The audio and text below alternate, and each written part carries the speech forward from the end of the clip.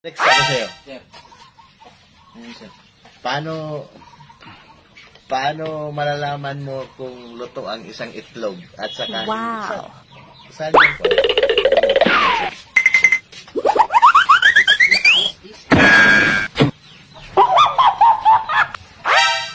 Paano mo malalaman kung luto ang isang itlog at saka hindi luto? Paano mo malalaman? Oh no!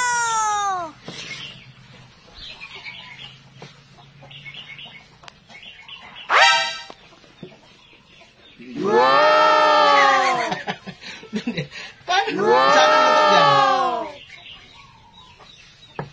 Basta, luto. Paano mo na, nalalaman na luto siya? Wow. Kasi mainit. Yan, ikutin mo. Ikutin ko yung dalawa. Ito, hindi luto. Ito, luto. Paano mo malalaman kung luto siya? Pag ganyan mo, mabilis yung ikot niya. Pag hindi siya luto, mabilis yung ikot. Dagdag kalaman na naman yan. Wow. Alam ngayon, alam mo na. Wow. Go.